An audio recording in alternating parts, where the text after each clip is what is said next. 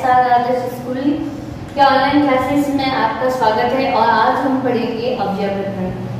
हमारे अनुवाद, हमारी संधि के बाद में हम अव्यय पढ़ेंगे और अव्यय भी आपके परीक्षा की दृष्टि से बहुत ही महत्वपूर्ण है।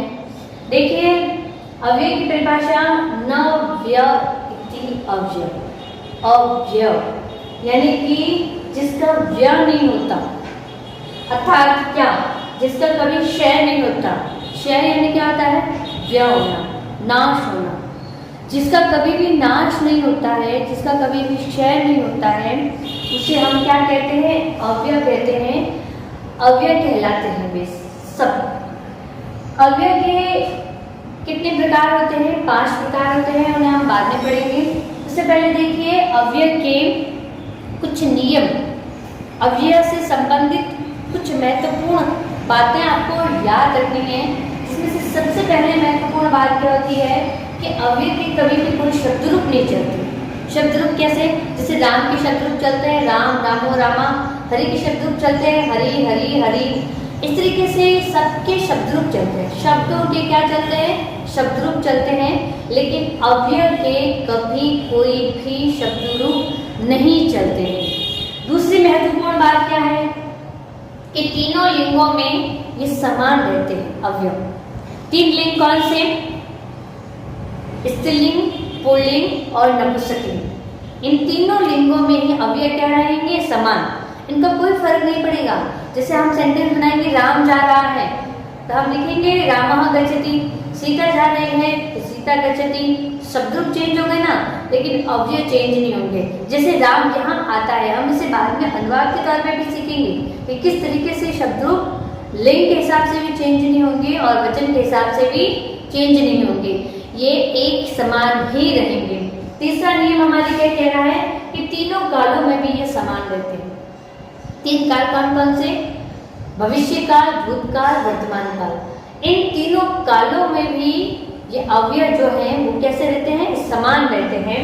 हमारे इसके बाद में चौथा देखिए, 3 वचनों में ये समान रहते हैं। तीनों वचनों में भी ये क्या रहते हैं? समान। वचन कौन से? एक वचन, द्विवचन और बहुवचन।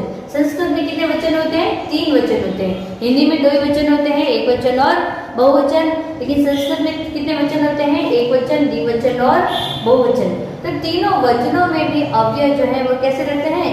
एक समान रहते हैं।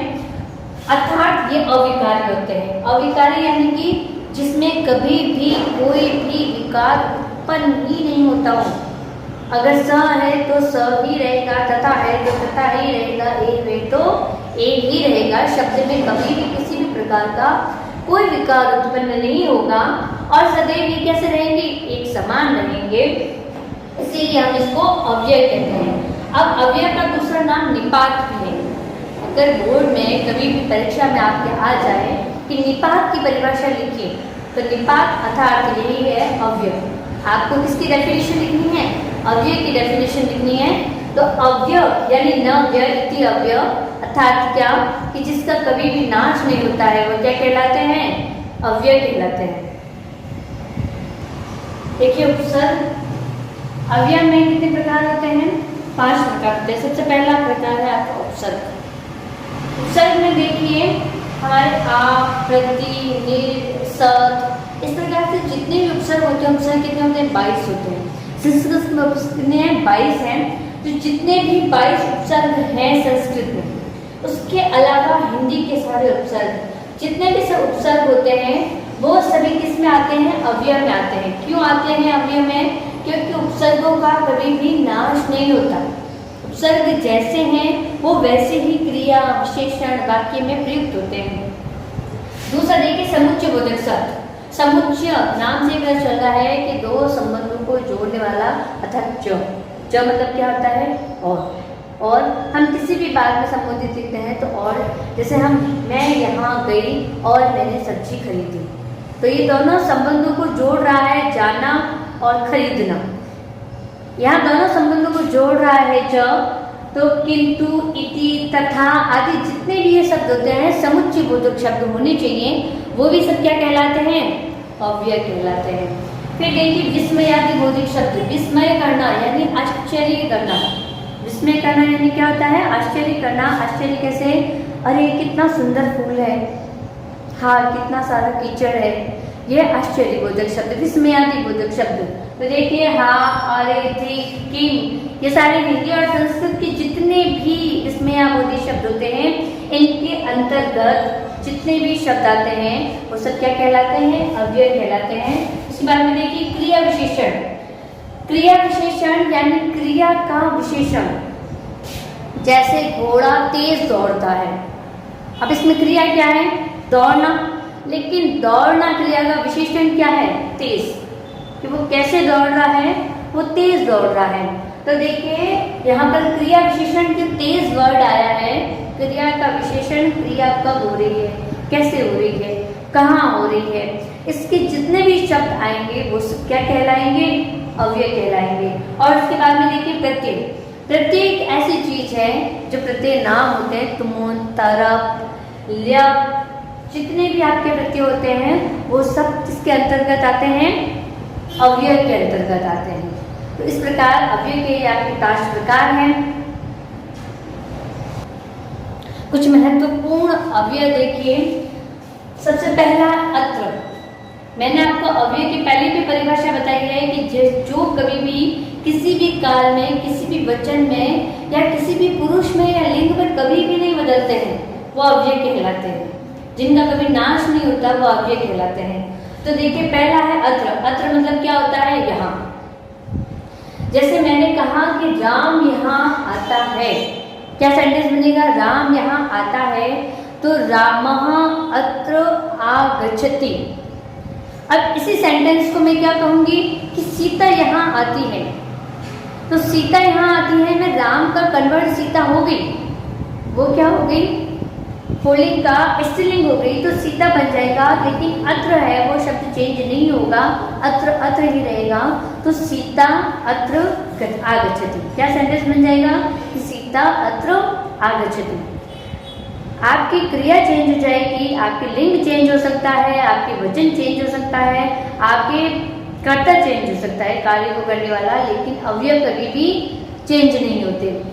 दूसरा आपने देखिए तत्र यानी वहाँ। कोई भी सेंटेंस है कि जैसे वहाँ आम पड़े हैं, वहाँ आम पड़े हैं, अर्थात क्या? तत्र आम्रः तिष्ठति। अब मैंने कुछ भी कह दिया कि वहाँ केले पड़े हैं या वहाँ किताबें पड़ी है, कुछ भी, लेकिन जो तत्र होगा वो कभी भी नहीं बदलेगा। तत्र यानी वहाँ। स्व यानी होता है आने वाला कल। आने वाला कल यानी क्या होता है? भविष्य का। मैंने कहा राम कल आएगा और राम कल आया था, तो आपको कैसे पता चलेगा कि ये आने वाला कल का सेंटेंस है या बीते हुए कल का? क्योंकि था, थे किस में आते हैं?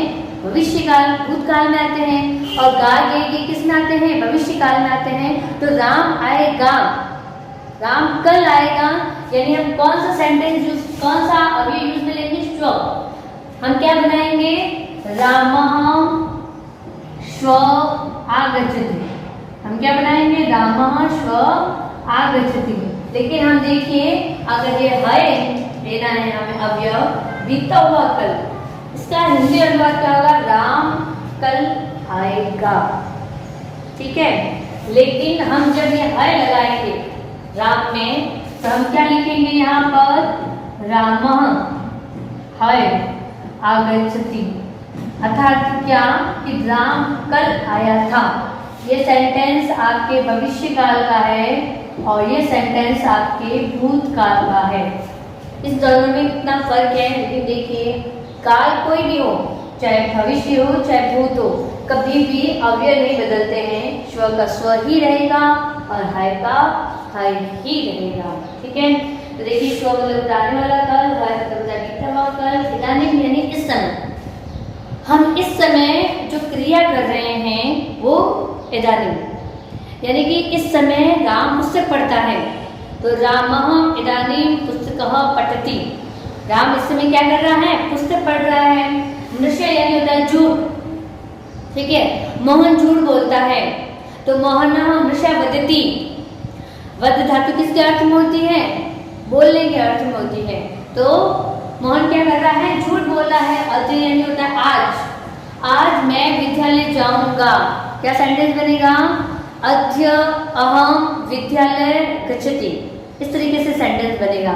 उसके बाद देखिए सर्वत्र यानी सभी जगह, सभी जगह सर्वत्र। तो देखिए क्या है सभी जगह? सभी जगह वृक्ष है, यानी सर्वत्र वृक्षः सन्ति। क्यों? क्योंकि सभी जगह वृक्ष है, अर्थात वृक्ष क्या है? बहुवचन हो गया। एक वृक्ष होता तो वो एक ही जगह होता, चारों ओर वृक्ष है तो सर्वत्र वृक्षः क्या बन जाएगा? सन्ति। इस तरीके से देखिए इतः यानी यहाँ से बाजार जाओ तो इतः आपणम गच्छ, क्योंकि मैं आदेश दे रही हूँ इसलिए क्या बनेगा? गच्छ। और फिर देखिए ततः यानी वहां से घर जाओ तो क्या सेंटेंस बनेगा? ततः गृहम गच्छ। घर जाने को क्या बोलते हैं? गृहम। तो ततः गृहम गच्छ। अब ये तो हो गया हिंदी। मैंने आपको सिंपल से कुछ अव्यय की आपको क्या बताई? हिंदी बताई। लेकिन आप ये देखिए कि एग्जाम में आपके फिल इन द ब्लैंक्स आएंगे। एग्जाम में कैसे आपको ये, सबसे पहले तो आपको सारे अवयव, जितने भी आपके अवयव होते हैं, महत्वपूर्ण अवयव हैं, उन सब अवयवों की आपको हिंदी याद करनी है। हिंदी जैसे ये अत्र मतलब यहाँ, तत्र मतलब वहाँ, इतः मतलब यहाँ से, ततः मतलब वहाँ से, ये सारी अगर हिंदी जब आपको याद होगी तभी आप बोर्ड में आपके जो फिल इन द ब्लैंक्स आएंगे और नीचे आपको मंजूषा दी हुई होगी, उन मंजूषा से आपको ब्लैंक्स में कौन कौन से फिल इन द ब्लैंक्स में अवयव भरने हैं वो आप समझ कर पाओगे। बिना हिंदी के आप बिल्कुल नहीं कर पाओगे। तो देखिए एक उदाहरण देखिए खालिस्तान का। देखिए मंजूषा से हम अवयव समझते हैं। बोर्ड में आपके अवयव कैसे पूछे जाएंगे? इस मंजूषा से पूछे जाएंगे कि आपके सामने ये मंजूषा दी हुई है यानी खालिस्तान दिए हुए हैं और नीचे देखिए आपके 5 मंजूषा हैं और 1 2 3 4 और ये 5 के 5 ही ये शब्द हैं और आपको ये देखना है कि इन 5 शब्दों को यहाँ पर किस तरीके से कौन सा शब्द इन सब के अनुसार आएगा। उससे ये सब कुछ करने से पहले आप सबसे पहले क्या करिए? इन वाक्यों की हिंदी जानिए। सबसे पहले तो आपको ये होना चाहिए कि आपको सारे अव्यय की हिंदी आनी चाहिए। आगे देखें सारे अवयव की आपको हिंदी आनी चाहिए। इसीलिए जितने भी अवयव होते हैं आपके कोर्स में, जब तक आपको उन सारे अवयवों की हिंदी याद नहीं होगी, आप 5 नंबर का जो अवयव का टॉपिक आता है आप उसे पूरा नहीं कर पाएंगे। तो देखिए परितः मतलब होता है चारों ओर। परितः मतलब क्या होता है? चारों ओर। ए यानी होता है ही, हमें ही ये काम करना है। ए यानी होता है ही। कदापि यानी कभी भी। यदा यदा यानी जब जब। और सह यानी होता है साथ। सह यानी होता है साथ और सह के योग में एक आपको अनुवाद का एक नियम भी है कि सह के योग में कौन सी विभक्ति लगती है? तृतीय विभक्ति लगती है। ये इसका नियम है, कारक का नियम है, अनुवाद का नियम है। तो आपको ये भी ज्ञात होना चाहिए कि सह के योग में कौन सी विभक्ति लगती है? तृतीय। आपको ये कारक का नियम ज्ञात होगा तो आप इसमें से सबसे पहले पहचान लेंगे कि तृतीय विभक्ति जहाँ लगी हुई है वहाँ सह का प्रयोग आएगा, इस तरीके से। लेकिन आप देखिए पहला सेंटेंस देखिए, हम सबसे पहले इन सब की हमने हिंदी जान ली। उसके बाद में क्या होता है कि हमने सबसे कार्य करने का तरीका क्या होता है? अब हम वाक्य को पढ़े, वाक्य की हिंदी जाने। वाक्य की हिंदी जानेंगे तभी तो हम ये अवयव इसमें पढ़ पाएंगे। तो देखिए आपके पहला वाक्य है विद्यालयम वृक्षा सन्ति, यानी विद्यालय के चारों ओर वृक्ष है। सेंटेंस यही बन रहा है और यहाँ पर चारों ओर कौन सा वर्ड आ रहा है? परितः। इसका मतलब चारों ओर होता नहीं है, इसका मतलब भी नहीं होता, इसका मतलब भी नहीं होता, इसका मतलब भी नहीं होता। तो अर्थात परितः मतलब ये होता है चारों ओर। इसीलिए विद्यालयम में हम बीच में क्या लिखेंगे? यहाँ पर परितः लिखेंगे। अब सेंटेंस क्या बना? विद्यालय के चारों ओर वृक्ष है। हम जब तक वाक्य की हिंदी नहीं बनाएंगे तब तक हम अपने अवयव पूरे नहीं कर पाएंगे। दूसरा देखिए प्रसादे तस्य शिक्षा भवित, प्रसाद में ही उसकी शिक्षा हुई या प्रसाद में ही उसकी शिक्षा होती है। प्रसाद यानी महल, प्रसाद यानी क्या होता है? महल। महल में ही उसकी शिक्षा होती है। तस्य यानी क्या होता है? उसकी। तो प्रसाद में ही उसकी शिक्षा होती है, तो यहाँ पर ही के लिए कौन सा वर्ड आया? ए। तो अर्थात यहाँ पर क्या आएगा, ए। क्या सेंटेंस बन जाएगा, प्रसाद में ही उसकी शिक्षा भवेत यानी होती है या होगी। इसके बाद देखिए तीसरा सेंटेंस की हिंदी क्या है, हस्तिनापुर में। हस्तिनापुर एक राज्य है, पुराने समकालीन जनपद का एक राज्य है महाभारत काल का। तो हस्तिनापुर में शांतनु नाम के राजा हुए थे, अभवत भूतकाल है क्योंकि ये पहले का राज्य है महाभारत के काल का। तो जब तक आपको सेंटेंस की हिंदी बनानी नहीं आएगी, आप अपने लेसन्स को अच्छी तरीके से नहीं पढ़ेंगे। जब आपको लेसन्स पढ़ाया जाए और टीचर आपको हिंदी अनुवाद बताए, उस हिंदी अनुवाद को आप जब तक नहीं सीखेंगे तब तक आप संस्कृत का पेपर सॉल्व नहीं कर सकते, आप अवयव सॉल्व नहीं कर सकते। तो देखिए तीसरी क्या बनेगी कि हस्तिनापुर में शांतनु नाम का क्या हुआ था, राजा हुआ था। तो देखिए हस्तिनापुर में शांतनु नाम का राजा हुआ था। तो ये बात बहुत पुरानी है, कदापि यानी कभी, कदापि यानी कभी हस्तिनापुर में शांतनु नाम का राजा हुआ था। तो यहाँ हम क्या सेंटेंस, क्या वाक्य लिखेंगे, कदापि। क्या सेंटेंस बन गया कि कदापि यानी कभी हस्तिनापुर में शांतनु नाम का एक राजा हुआ था। उसके बाद में चौथा सेंटेंस देखिए, ये तो सेंटेंस आपको देखने से ही पहचान में आना चाहिए कि गीता का श्लोक है, ही धर्मस्य ग्लानिर्भवति भारतः, यानी कि यहाँ पर क्या आएगा, इसका मतलब यदा यदा, जब जब धर्म की हानि होती है, ग्लानि यानी क्या होता है, हानि होती है भारत में, तब तक मैं क्या करूंगा, जन्म लूंगा। तो देखिए आपको सेंटेंस पढ़ने से ही समझ में आ रहा है, यदा यदा यानी क्या होता है, जब जब। जब तक आपको अव्यय के हिंदी अनुवाद और वाक्य के हिंदी अनुवाद नहीं समझ में आएंगे, तब तक आप अव्यय पूर्ण रूप से नहीं भर सकते। तो देखिए यदा यानी जब जब, तो यहाँ हमने क्या लिख दिया फिल इन द ब्लैंक्स में, जब जब, यदा यदा। अब ये पूरा वाक्य बन गया, यदा यदा ही धर्मस्य ग्लानिर्भवति भारतः अभ्युत्थानम्, इस तरह के श्लोक के लिए पूरा है। अब देखिए पांचवा सेंटेंस, चेतन कलमी लिखती, चेतन कलम से लिखता है। अब किससे लिख रहा है वो, कलम से लिख रहा है। कलम में कौन सी विभक्ति लगी हुई है, तृतीया विभक्ति लगी हुई है। किसकी तरह, रामायण की तरह। अब हमारा नियम भी यही कह रहा है कि स के योग में कौन सी विभक्ति आती है, तृतीया विभक्ति आती है। तो इसीलिए हमारा बिल्कुल डेफिनेटली है कि हम यहाँ पर फिल इन द ब्लैंक्स में क्या लिखेंगे, स लिखेंगे। तो देखिए हमने यहाँ पर स बना। इस प्रकार से हमने ये 5 जितने आपके फिल इन द ब्लैंक्स से ये पूर्ण किए।